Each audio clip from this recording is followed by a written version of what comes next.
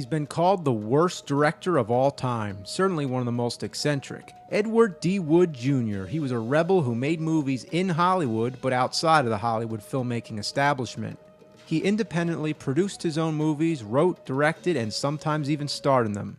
He worked super fast and super cheap, resulting in some of the so-called worst movies ever made. He's done westerns, crime dramas, but we're going to focus on his horror movies. It's Cinemassacre's Ed Wood Thon, a two-part retrospective.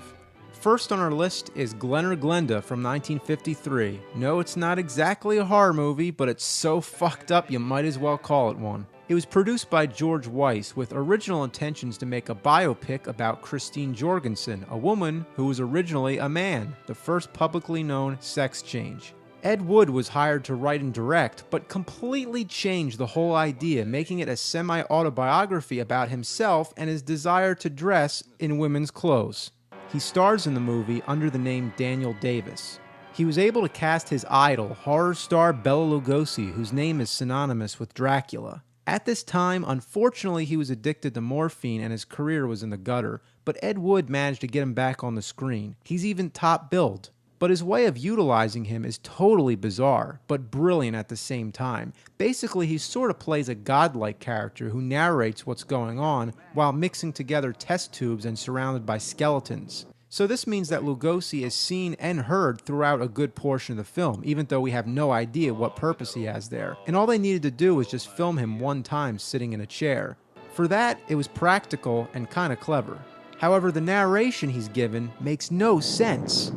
Beware of the big green dragon that sits on your doorstep. Puppy duck tails and big fat snails. Pull the string! Pull the string! Pull the strings, beware the big green dragon, and speaking in nursery rhymes intercut with stock footage of bison?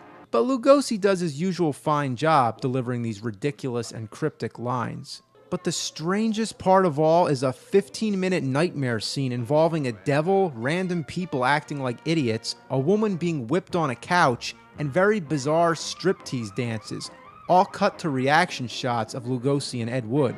The whole movie has strange use of stock footage, strange use of voiceovers. It begins like a documentary depicting cultural deviance, sort of becomes a horror movie, an experimental art film, an auto-bio, a bondage movie, and then it ends with a sex change.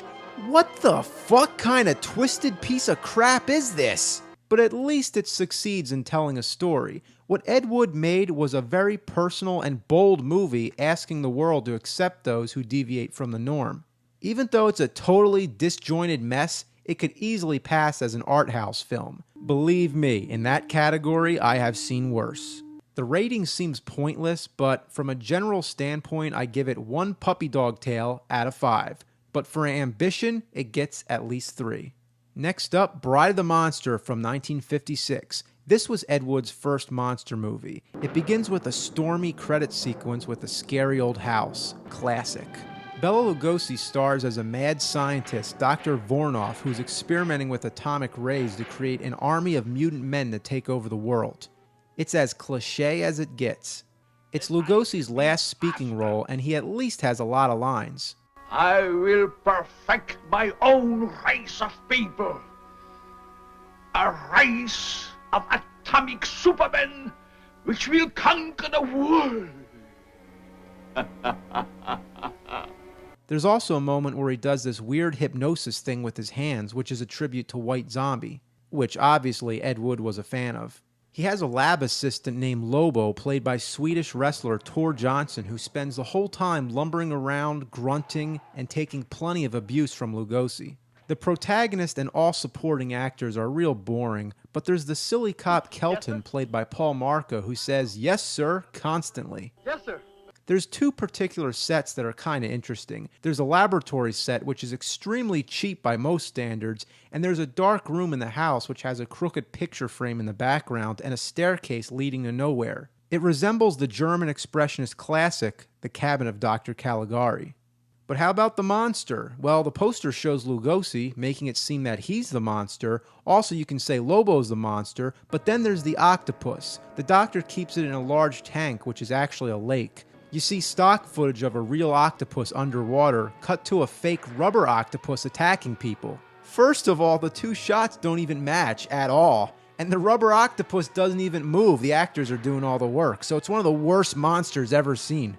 But let's cut to the chase. There's some intervention from the male and female protagonists. Lobo turns against his master, straps him to the table, turns the ray on him. The doctor mutates into a monster, which basically means he covers his face and acts like he's a monster. He gets into a fight with Lobo, breaking bottles and pushing each other around. Watch the wall shake as Lobo backs into it. Even if it fell down, Ed Wood's the kind of guy who would just roll with it. Lobo backs up into the machinery and then something next to him explodes. The whole house catches fire. The police shoot at Varnoff, who deflects the bullets by making ridiculous faces.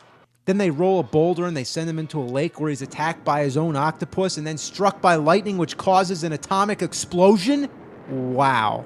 Overall, it's the lowest grade monster movie ever possible, but it's hilarious and Lugosi makes it worthwhile. My rating, 2.5 octopuses. Next came the film that Ed Wood is known for, Plan 9 from Outer Space. It has a reputation as the worst movie of all time, but let's see if that's fair.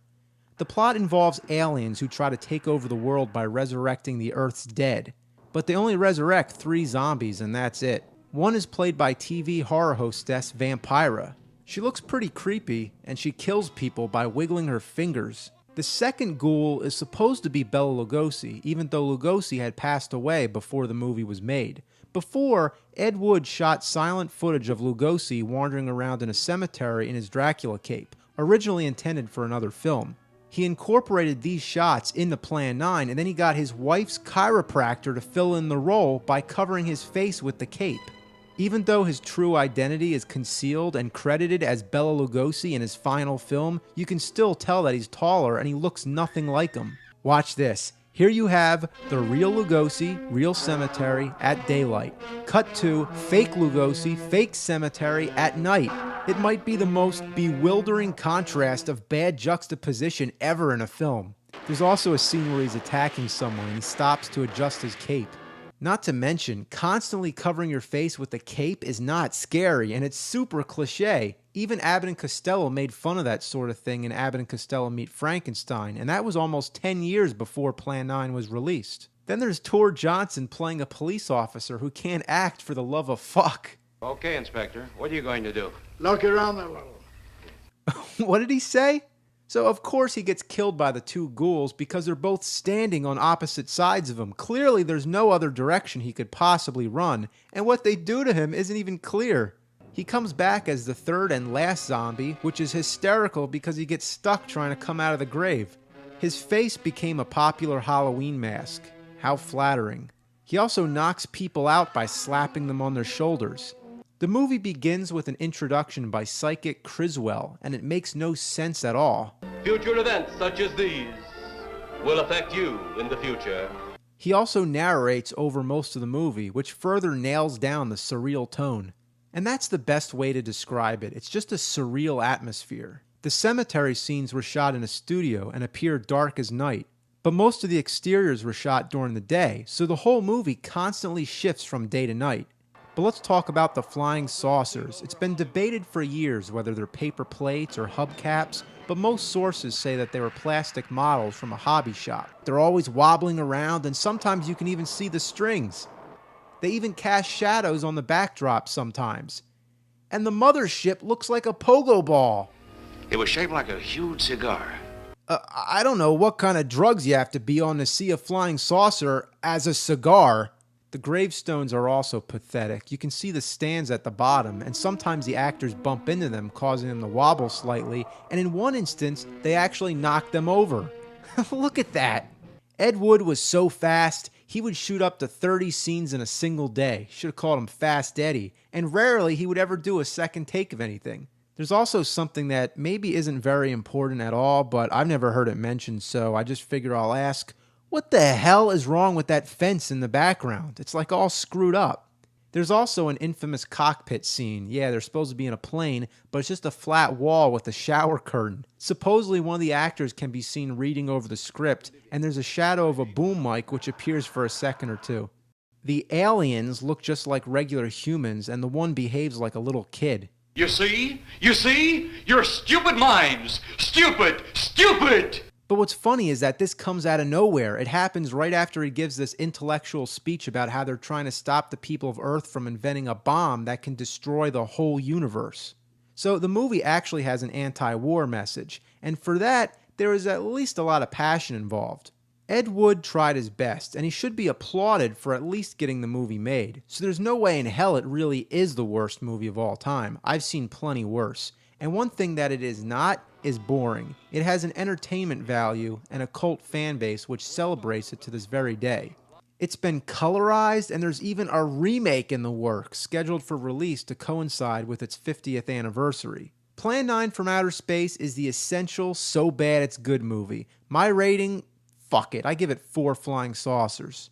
So check in soon for part 2. We're going to talk about Ed Wood's decline and final legacy, not to mention zombie tits.